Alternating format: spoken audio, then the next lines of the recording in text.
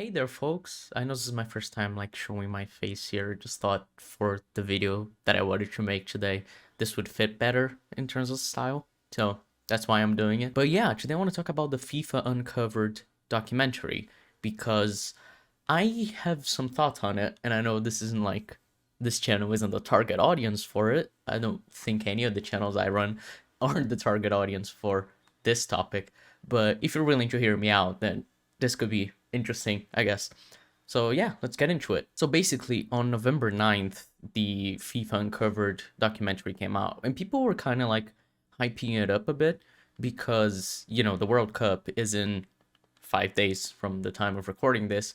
Um, and, releasing the documentary about FIFA's corruption just before the World Cup is kind of huge, especially if it is gonna, uncover some of the stuff about FIFA. If it is revealing new corruption things, new corruption scandals within FIFA that have not been known publicly just before the World Cup is quite interesting, especially because the Qatar World Cup has been, called the World Cup of fraud or whatever, because of obviously it being just sold to Qatar despite there not being evidence for it. I think everybody knows that this World Cup was bought. But the documentary kind of disappointed me because there are 4 episodes and it doesn't really have a focus.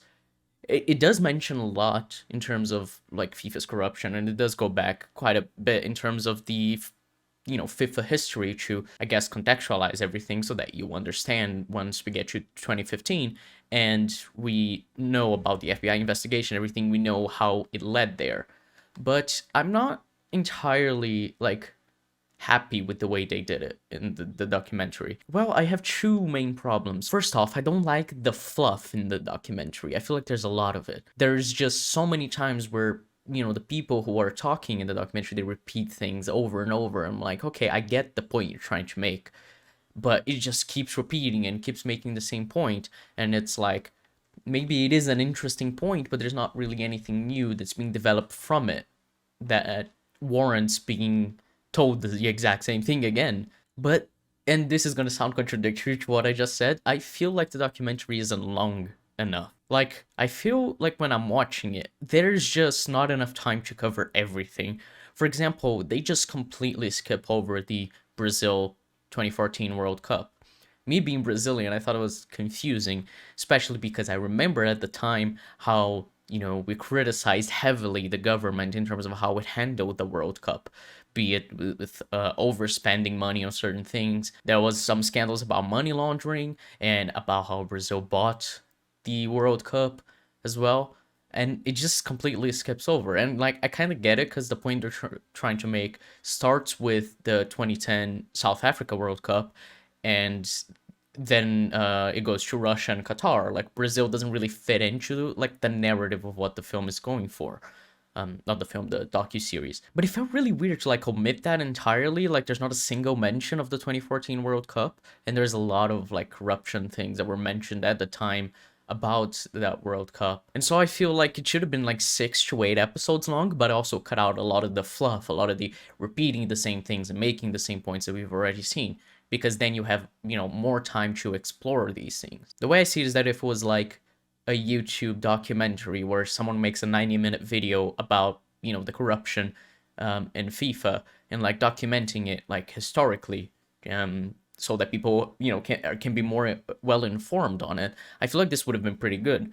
And as I said, 90 minutes, I feel like that's the amount of worth that there is in this documentary, especially that if it was a YouTube video, you could have narration, from the YouTuber making the video that could have made it easier to explain things without having, all the people who are being interviewed explaining it over and over and over again, which, as I said, is a big problem with it. And so with it being shorter than it should be, but also overstuffed with fluff, basically, that just doesn't need to be there, I kind of feel like they didn't go deep at all into most of the topics. For example, one thing that I thought was really gonna be explored, because obviously this is a big deal about the people who have been talking about this World Cup over the past few months, especially, is the human rights issues in Qatar.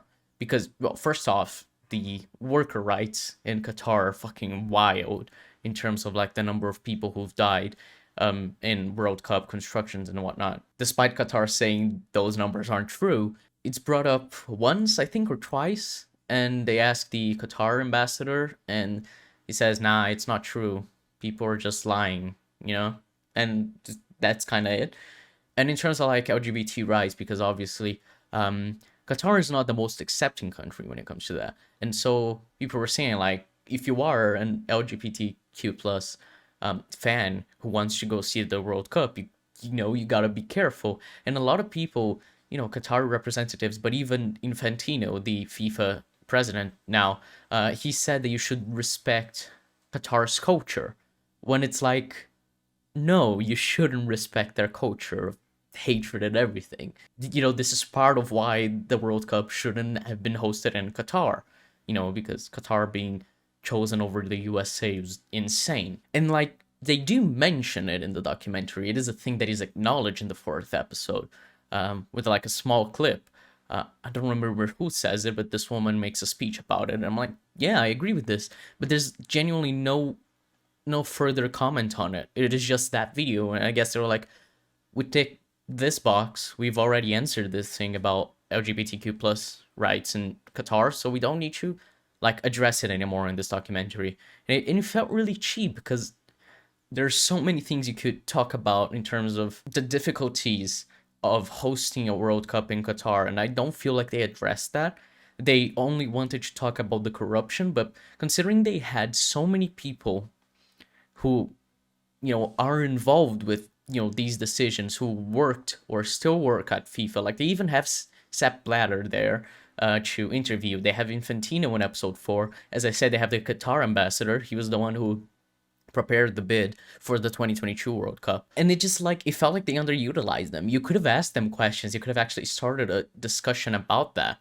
But they don't ask that ambassador literally anything about LGBTQ plus issues. It's like, what are you going to say about it? You just don't. Like, they just don't ask him. And it kind of feels like, okay, you lost a very big opportunity here to shine a light on the way they view these things and how they are trying to address it. Because like what they did is they have a moment where that ambassador is like, you see, we're very welcoming community. Our country is very, you know, hospitable. It's one thing that's big for us is about our hospitality. And then they play the clip of the one being like, you know, LGBTQ plus issues and, you know, whatnot. Like, it's like, sure, you were addressing it, but why did you not ask anything to him directly? I really, really wish I could have seen his answer regarding that. Because he was just talking about it being a very welcoming country. And then they play a video that is like contesting that idea, which I'm like, yeah, I agree. It is not a very welcoming country. Why didn't you ask him about it, you know? Why didn't you ask Infantino, who's also being interviewed for this documentary, you know? You know, like, it feels like there's so many things you could explore. And if it was a YouTube video, I feel like it would have gone more in depth. Which I guess is like a criticism of Netflix in that sense, of the way they produce these documentaries, which is just like trying to over dramatize things and trying to make it like, and trying to just make it like about the FBI investigation mostly, because I feel like that's what it was building up to, because it's like the end of episode 3 and most of episode 4 is about that. But like the interesting things about FIFA and the corruption and everything surrounding it, I feel like it wasn't mentioned. Yeah, I know a bit more about Jack Warner and Chuck Blazer and everything than I did before, but it's not like this isn't like publicly available, you know? It is just basically like compiling the information that's publicly known about FIFA without uncovering anything new, without getting, you know, any insight from people who are involved into issues that people have raised about FIFA, but that FIFA has never answered directly. You got this opportunity to talk about these topics with these people, and you just kind of didn't, you know? I feel like the way they talk and the few times you actually hear the, you know, the guy behind the camera asking questions, I feel like the questions are just so generic, I guess, in a way. Like, they're not trying to push any buttons. They're not trying to, you know, cause any discomfort in the people answering them, even though these people are, you know, known outside of like FIFA and outside the documentary as people who are like notoriously shady. Like, I appreciate the documentary and what it did for like actually bringing light into some issues that people may not know, but I feel like it just overall was kind of worthless in a sense. I could have found out the same thing if I just, searched for a YouTube video about FIFA. And I very, very much doubt that, like, this is gonna have the impact that people expected it to when the trailer came out. Because I remember people saying, like, oh my god, a documentary about FIFA's corruption is gonna come out 11 days before the World Cup.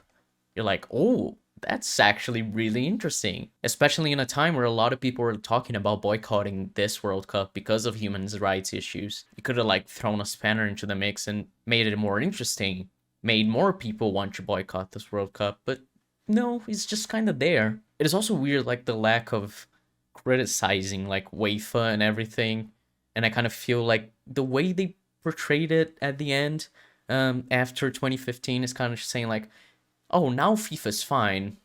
Like, it's not perfect, and there are some issues still, and there is still gonna be corruption, but like the big bad wolf of corruption is out of FIFA. And I just don't think that's true, because, people really don't like Infantino, and there is a big reason for that, and that's just like not addressed. Like, Infantino is in the documentary and they talk about his election, but it is just so sidelined. There's no introspection about what he's done over these years, about it. Are any of his actions questionable, So yeah, I wasn't really a big fan of this documentary. As someone who really, really cares about football, as you can tell, I am LGBTQ, I just really don't appreciate like the lack of talking about the important and interesting and insightful things regarding FIFA's corruption, and most recently with Qatar's World Cup, in terms about human rights. It feels like they sidelined a lot of the harder topics just to talk about the corruption itself and focus more on like the FBI investigations rather than,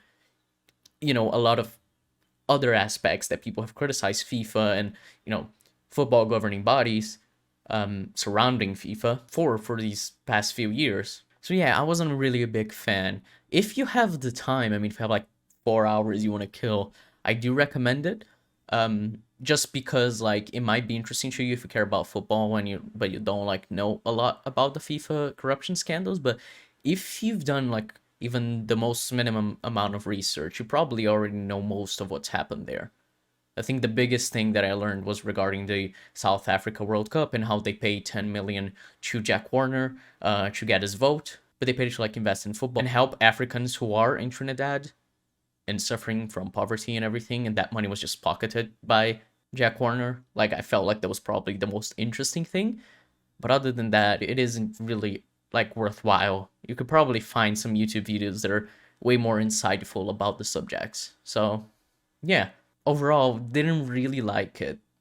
Was expecting way more from it. It kind of feels like Netflix was afraid to like poke the bear of FIFA, which is fair, I suppose, but it is disappointing at the end of the day. I wish they were more willing to go up against FIFA and trying to confront these people who they have the opportunity to talk to and, actually push them on issues that people have raised, but that FIFA has refused to acknowledge, because they do have this opportunity once they are able to, interview them. So yeah, I wasn't really a huge fan of it, but maybe if you check it out, you'll like it. So yeah, that's kind of what I have to say for today. I know this is kind of a different type of video, but I thought it was interesting because I watched the documentary and I had my thoughts on it that I wanted to share, because I am really passionate about football. And so I just wanted to mention this.